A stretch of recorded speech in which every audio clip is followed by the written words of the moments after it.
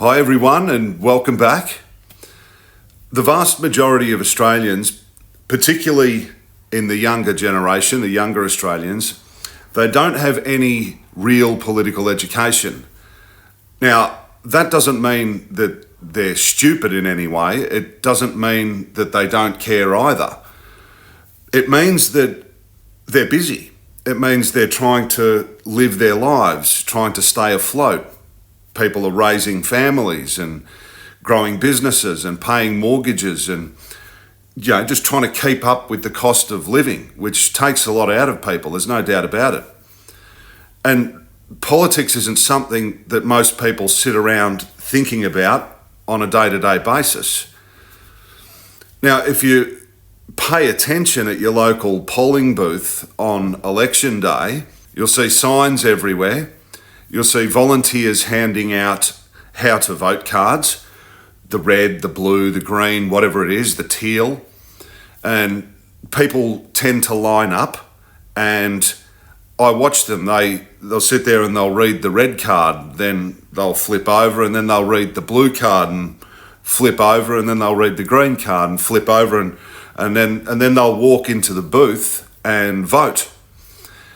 Now that, for a large portion of this country, for a large portion of this population, is voting in Australia. Now, in many cases, the voter has actually done very little research, if not none at all. They don't really know who any of the candidates are. They don't know what these candidates have actually done locally. They don't know what they stand for beyond a few slogans.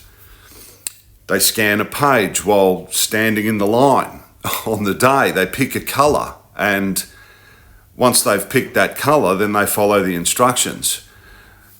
This is the reality. This is how it works. Australians in general just aren't deeply engaged in politics. And because voting here in this country is compulsory, you've got millions of uninformed voters unintentionally shaping the political environment at every single election. It's not their fault as such, but here's the truth. People vote for who they recognise. They vote for who they know. That's it. That really is it. If they don't know any actual candidates, they'll pick the one that they think they know, the one that feels safe, the one that's familiar, the one that's socially acceptable. See, when people feel like they know someone, the likelihood of them voting for that person just naturally increases, and it increases quite dramatically. Now, I ran a poll on this channel asking a simple question, and that was, do you know the name of your local candidate?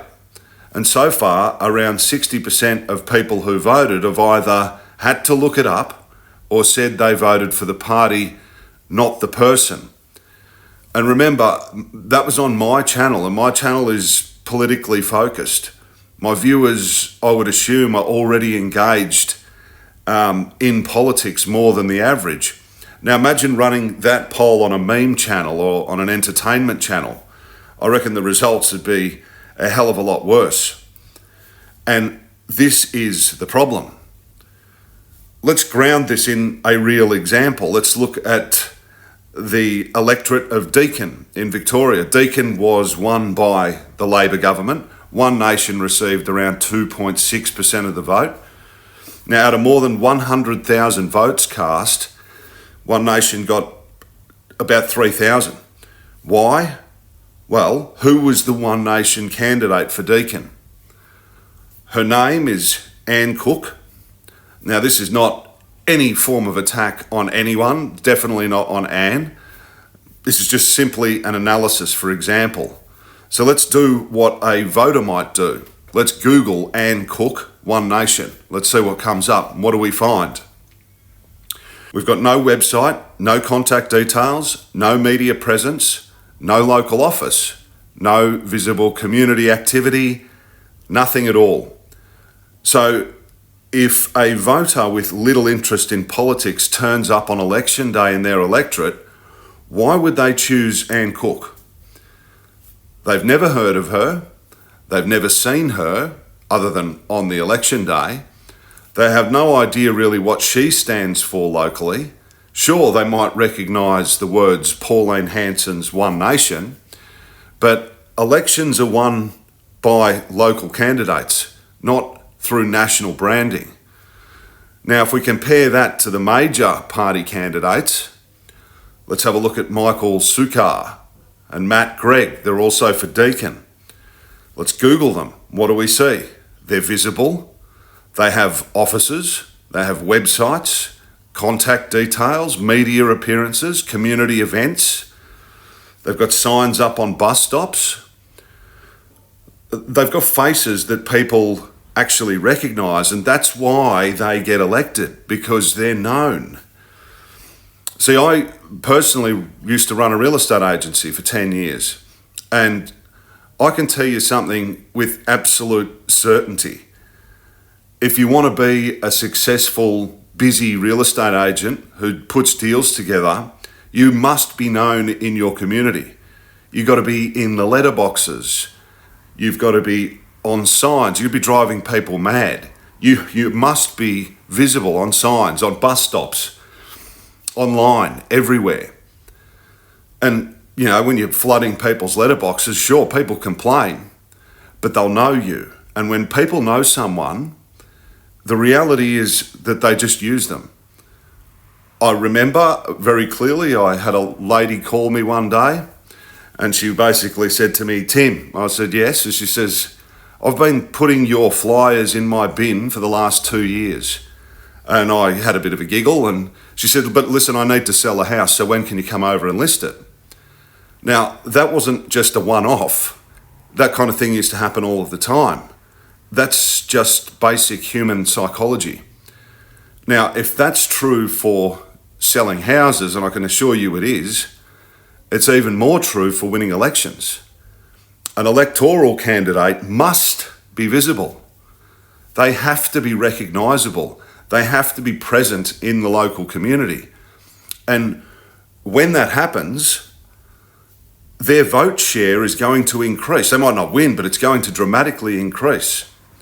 See, the average voter might not love Labor or Liberal, but they have heard of them. They've seen the candidates. They know there's an office somewhere. They've seen them on the TV, and therefore that feels like it's safe. And people will vote for what makes them feel safe. Now, all of the advertising and marketing, that obviously requires money. Labor and Liberal have got plenty. But if you actually want change yourself, if you specifically want change, you might need to consider getting yourself involved. You might need to run for a party yourself, support the candidate who doesn't maybe feel safe yet. You might need to help build recognition locally, because parties don't win elections by winning the country. They win elections by winning electorates, seats, one seat at a time. That's how power actually can change hands. Not through national anger, not through protest votes alone, but through local organisation, through visibility and through dominance. See, just going and ticking a box on election day might not be enough, not because it's rigged, but taking real action could well oust the two major parties. And that's the part that most people never get told. So thanks again for watching. If you found the video helpful, please make sure that you share it with a friend. Share it with even people who aren't your friends. Like and subscribe. Leave a comment below. And I hope you have a great Christmas. I look forward to seeing you in the next video.